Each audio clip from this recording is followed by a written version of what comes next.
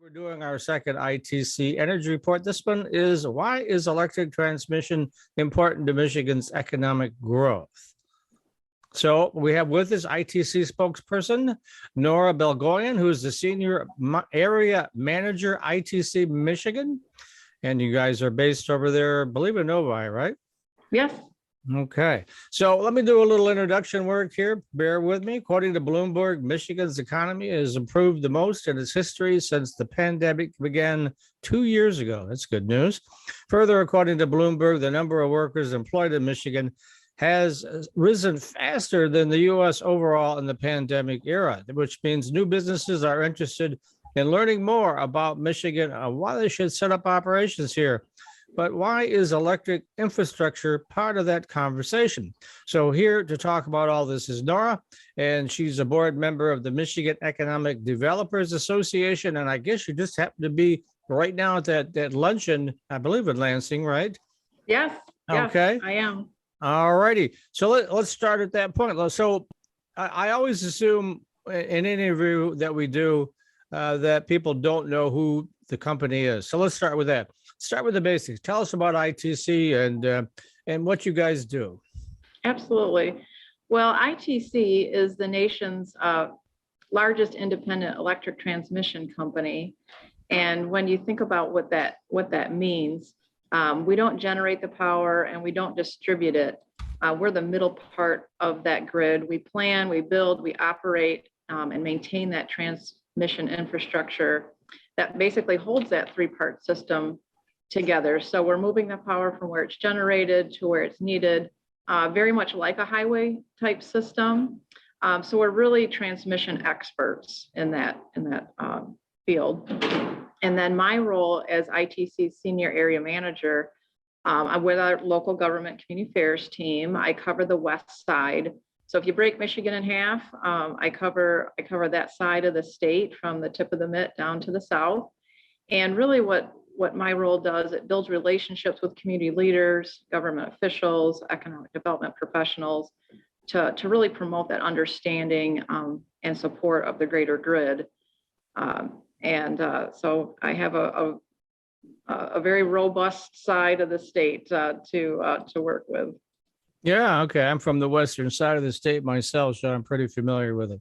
So let's talk a little bit about the MEDA. You're at the annual legislative conference, and tell you the truth, I don't much about it either. So why don't you share that backgrounder with us? Yeah. So with MEDA, as its acronym, the Michigan Economic Developers Association, it's basically all the economic developers and folks that do those kind of activities. Let's say if you're in a municipal, a city or a township, you might be a member, and it's that group that comes together. It provides leadership, advocacy services, and training programs throughout the state of Michigan. And this is a great example today, Capitol Day, which we've historically sponsored. They recognize legislators who are working closely with economic developers. Today we had Quentin Messer from the MEDC, our new leadership from the MEDC. He spoke at lunch, giving us the latest there. Someone from the Department of Labor and Economic Growth, they spoke this morning. And we actually also had two gubernatorial candidates speak today as well. So it was an opportunity. Course, right? Yeah, right. Hey, right. It's an election year. Yeah. So that just kind of gives you an example of what MEDA does today. And then there's trainings throughout the year. They have an annual meeting, which this year will be in Detroit. They tend to move it around the state. We've been up to the UP, Traverse City area, the west side. So I can't say enough about MEDA, because even prior to this role, I was a member when I did economic development on the west side of Michigan. So can't say enough about them. Okay, so many people may not realize that there's a strong relationship between energy infrastructure and economic development. And so tell us why that relationship is so important. Well, you know, ITC knows that the quality of the state's infrastructure has a profound effect on its people, but it also has the ability to attract new business development, and really plays into whether they choose to locate here. And so when you think about infrastructure, you know, like roads and railways, I mean, utility is right in the mix there. And businesses are, you know, need to know that they're going to have that safe, reliable power. And so, you know, certainly talent is top of the list, you know, quality of life for employees. But when you talk about the electric power, they want to know that their businesses are going to be able to keep running. You know, for example, if there is an outage, you know, it could cost businesses millions of dollars a day. And so, you know, we're you know, working to keep the grid reliable and resilient. So that's all part of that business attraction incentive. Okay. And so infrastructure not only plays a role in attracting and retaining business, but there are other benefits as well. What are some of those? Well, when you think about these projects, you know, they're many years in the making, from planning through construction. So, and along the way, we are working with vendors and consultants. And so just projects themselves will drive new business.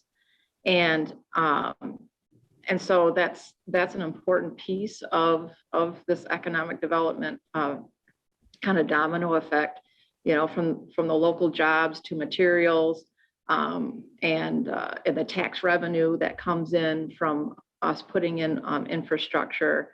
And, you know, we'll tell people when construction starts on a project, you're going to see ITC trucks in your neighborhood. They're going to be stopping at your local gas stations and restaurants and that sort of thing. So certainly it brings money into the system.